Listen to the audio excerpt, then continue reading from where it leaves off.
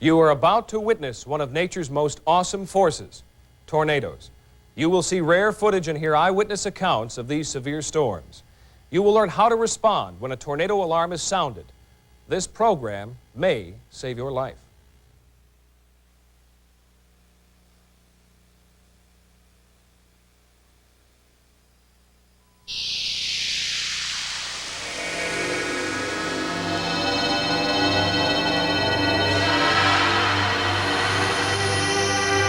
Tornadoes, a deadly matter, with your Weather Watch 4 team, Chuck Gatica, Mel Sillers, Paul Long, and Paul Gross. Tonight, we'll be joined by Fred Ostby, director of the Severe Storms Forecast Center in Kansas City. Tonight, we'll meet a Kalamazoo man who survived a direct hit by a tornado.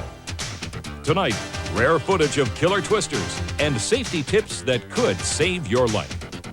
And now, here's your host, Chuck Gatica. Hi, everybody. Tonight, with the help of our studio audience, we are going to explore one of nature's most haunting creations, tornadoes. In this next half hour, we'll see riveting footage of killer twisters.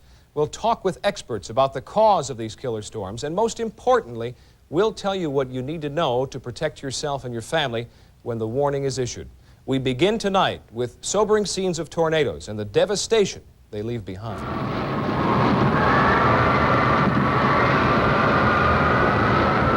For many of us, Hollywood provides our first glimpse of a tornado.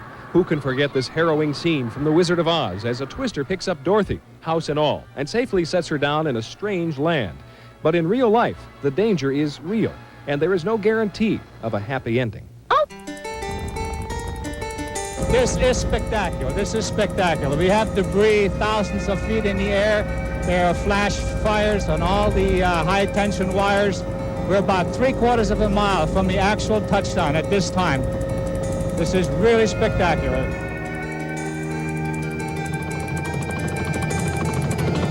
Mostly, the worst was, pulling out those little babies, because I must have pulled about 5 little babies that were dead. As soon as I could, I came over and I just found out that my sister and my 2 nieces were dead. This family here had 6 kids. The mother and daddy's dead, and they don't know where the kids are. I don't know how you describe something like that. Oh, no! I need a blanket or something. Doors hanging there. Stay on, please! I'm bleeding! You tell me when I'm hurting you, okay, Jim? Okay? I didn't know this was the most frightened I have ever been in my life. Thank you, God, for sparing me. Earlier tonight, about 4 hours ago, at least 1 person was killed and possibly scores injured when a tornado ripped through West Bloomfield. The destructive path of the twister crossed the intersection of Maple and Orchard Lake Road. There's people all over the place, and it was a carnage. It's like a war.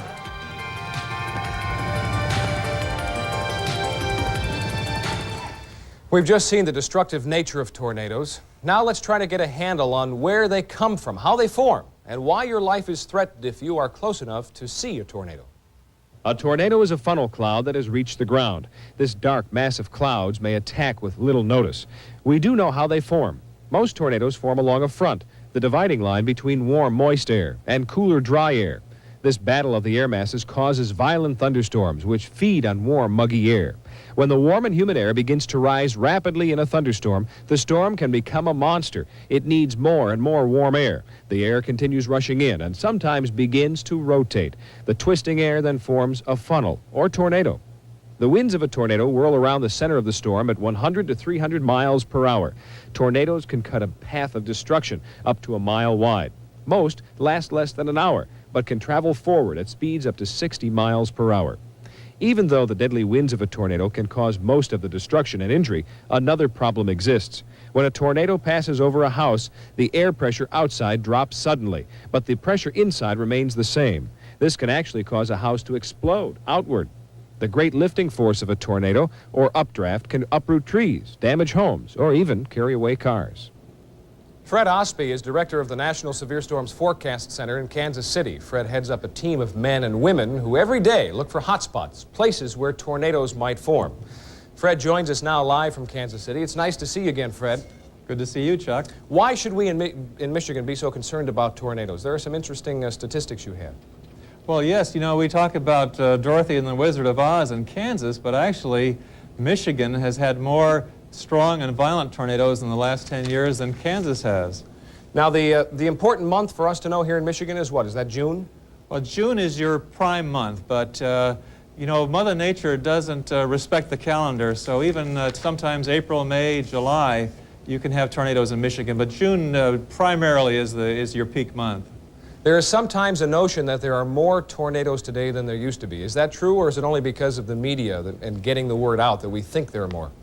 No, I think we are finding more now than in years. There's more interest in tornadoes. There are more people, there are more spotters. We have radar, greater population. So I think now we're seeing the numbers of tornadoes stabilize around 800 per year around the country. Seems to be about the normal these days. You and your team issue watches all the time. When you issue a watch that goes for hundreds of miles, square miles anyway, when you issue a watch, how often does that watch verify? How often do you find tornadoes in that area?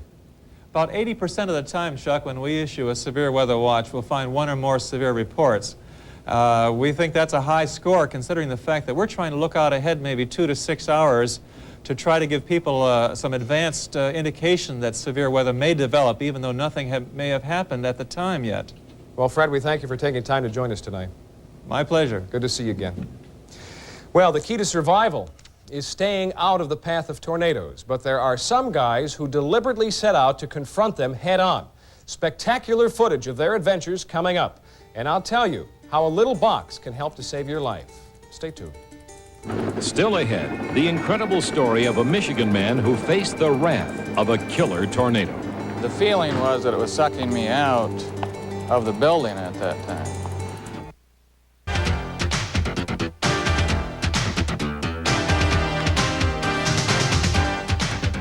When severe weather threatens, an army of professional and amateur weather observers mobilizes. The NWS, or National Weather Service, at Metro Airport, spotters, and public safety officials join forces to warn us that danger is approaching.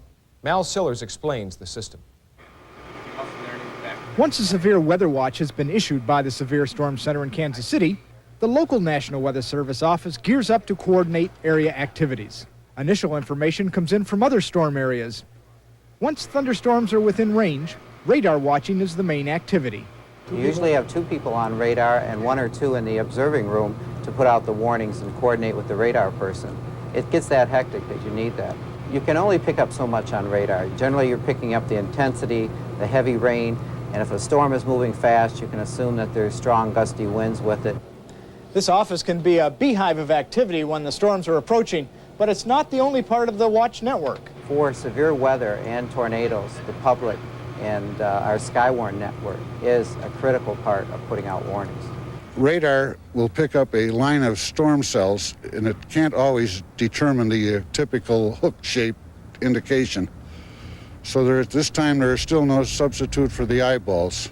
The Skywarn spotters are ham radio operators who have been trained in storm recognition. We use the TEL system, time affects location, which would be the time of what you see, what is it, the effects, and the location, which is where is it.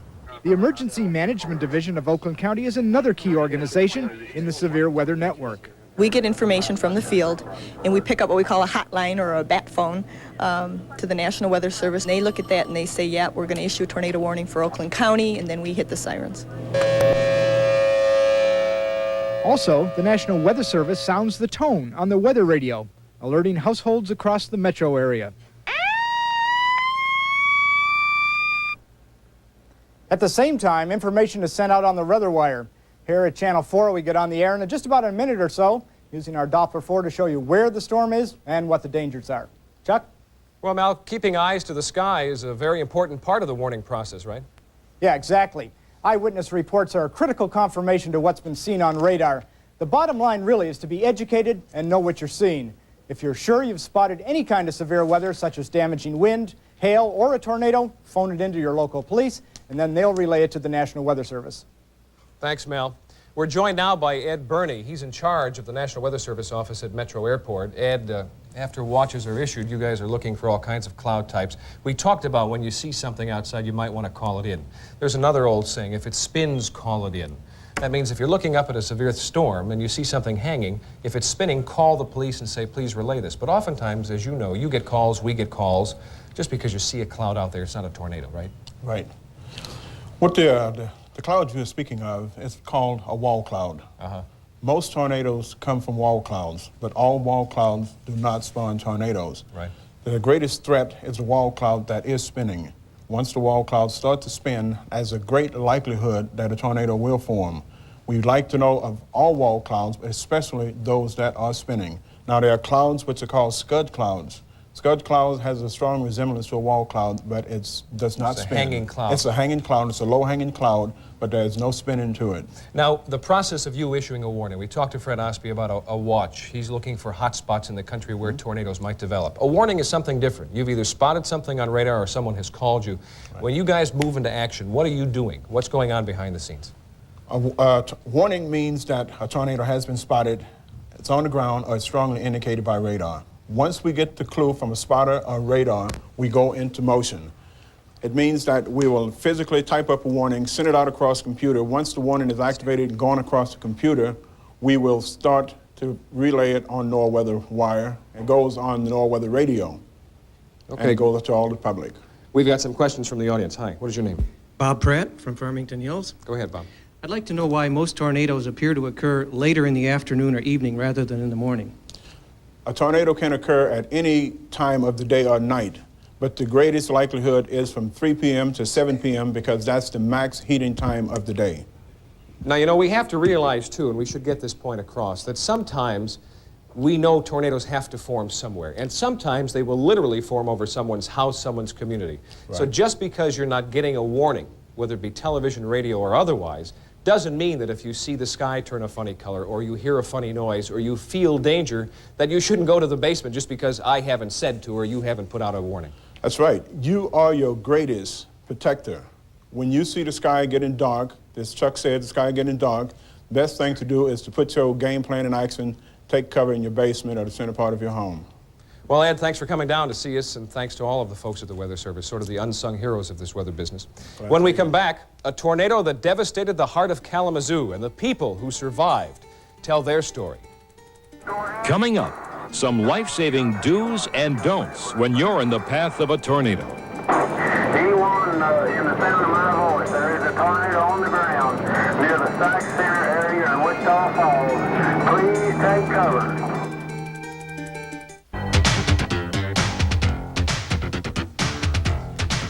You know, pictures alone cannot possibly translate the terror and confusion felt by those directly in a tornado's path. Meteorologist Paul Gross has survivor stories from one of Michigan's most notorious tornadoes.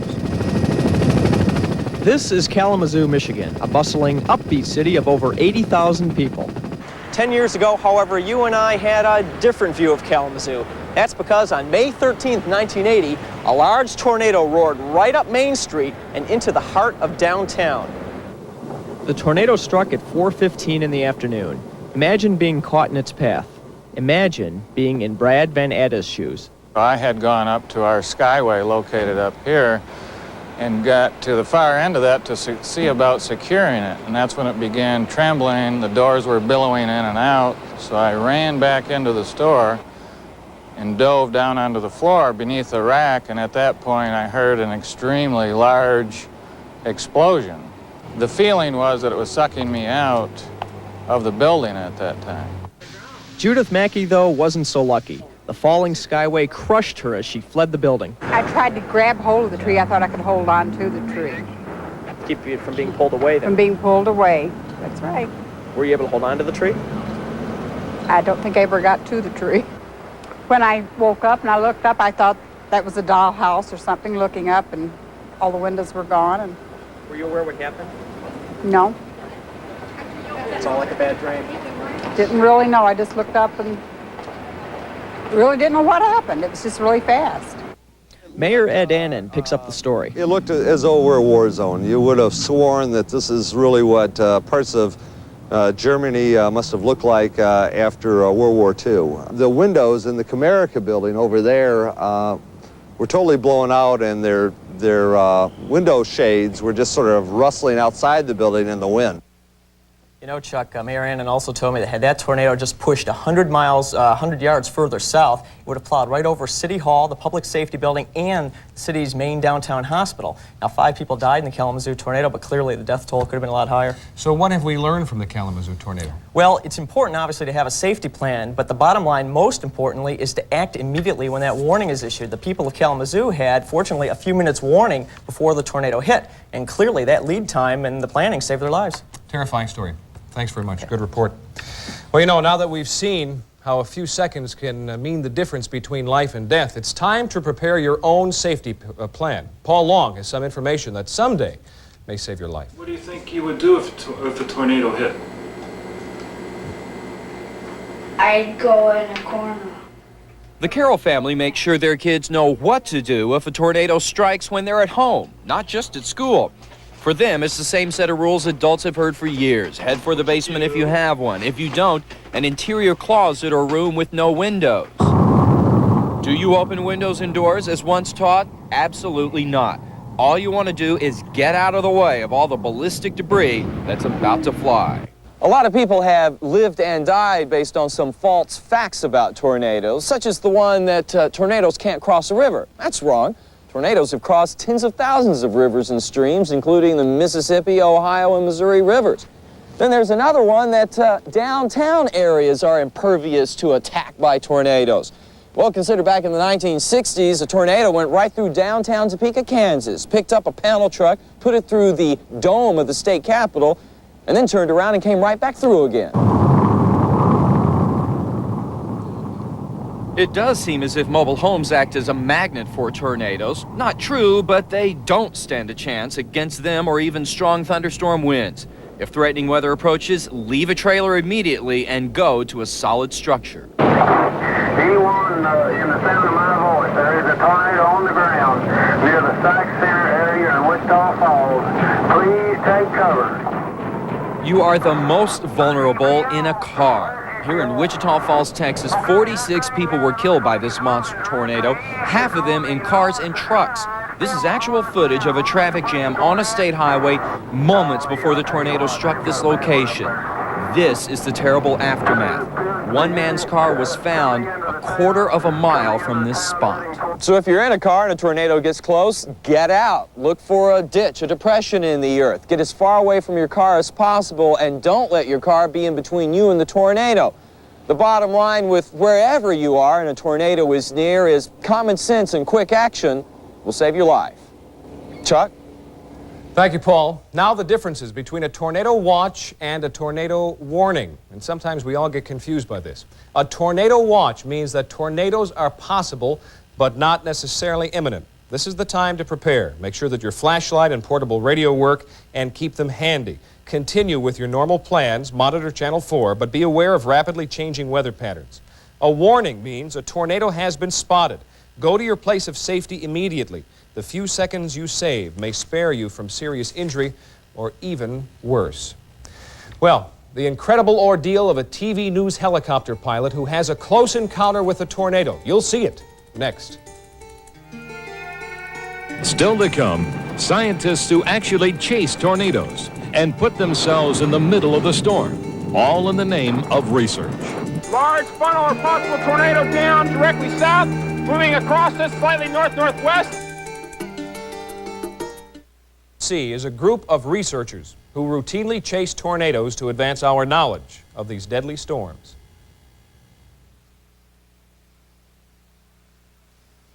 Large funnel or possible tornado down directly south, moving across us slightly north-northwest. Watch your safety factor here. Let's go. Careful now. Come on, come on. It's got on the ramps. Everybody on the ramps? It's on the ramps? All right. Watch the base. Yeah. This has got to face to the north. Face to the north. Turn it on. Okay. No, Mike. North. Look at north. Look at north. Let's get the out of here. Go. Tunnel. Check. Tunnel.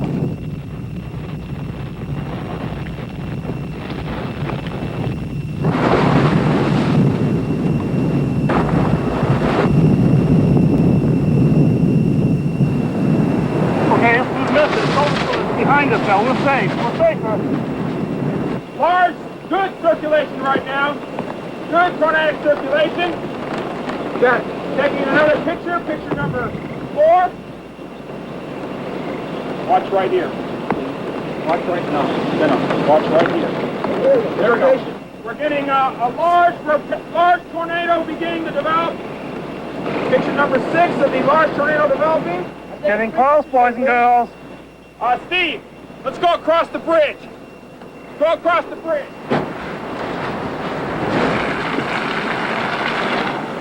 Oh, this tornado on the ground, if it's not a funnel, it's got to be a tornado. Beautiful. Dry spot wrapping around, taking another picture. Large funnel or possible tornado down directly south, moving across this slightly north. What you saw was very important research made possible by some very brave people. What that was, that looked like a 55-gallon drum, it's called Toto. It contains many different instruments. For the first time, those very brave people put that instrument in the path of a tornado. It's picked up and can be dropped several miles away. We can then look inside that protected device and find out the barometric pressure and the highest wind speed actually inside a tornado. So it is very important what those folks do. A little crazy, but important. Although we are still many years away from a complete understanding of the tornado, there have been some significant advancements in technology. Doppler radar is one of those. It appears to be coming into the town, heading towards the Kell Freeway. I'm a little bit out in front of it, but I'm far enough away where I think I can zip out if I have to. The key to surviving a tornado is lead time. You need to know about the storm before it gets to you, and this is where Doppler radar can help. Radar has always been the most important part of the modern television weathercast. That's because radar is the only piece of equipment that can show you exactly where it's raining at any given time. But Doppler radar takes this one step further. It can also show you the wind associated with the storm. Radar stands for radio detection and ranging. The word Doppler comes from the Austrian physicist J.C. Doppler, who first identified the Doppler effect in 1842. Here's how radar works. A transmitter sends out a rotating beam of energy. When the beam hits a group of raindrops, part of the beam is reflected back. A computer then plots the location and strength of the reflected signal on the radar screen. Raindrops don't always fall straight down. Sometimes they're carried horizontally by the winds in a storm. And only Doppler radar can detect this wind motion. News 4's Doppler 4 radar detects severe wind turbulence. When a thunderstorm with potentially damaging winds is indicated, the radar colors the dangerous part of the storm magenta. This allows us to identify and show you exactly where the severe weather is. But the rest is up to you. Have a safety plan and be ready to act. Well, this is Michigan tornado season. The best defense is being forewarned and prepared, and we hope that this program has helped you develop your own plan of action in the event of a tornado, because tornadoes can and do happen here. And remember, when severe weather strikes, tune to Channel 4 and the 24-hour Newsbeat for complete weather information. Thanks to everyone involved in the show, and for the Weather Watch 4 team, I'm Chuck Gatica. Good night. This is spectacular. This is spectacular. We have debris thousands of feet in the air. There are flash fires on all the high-tension wires. We're about 3/4 of a mile from the actual touchdown at this time. This is really spectacular.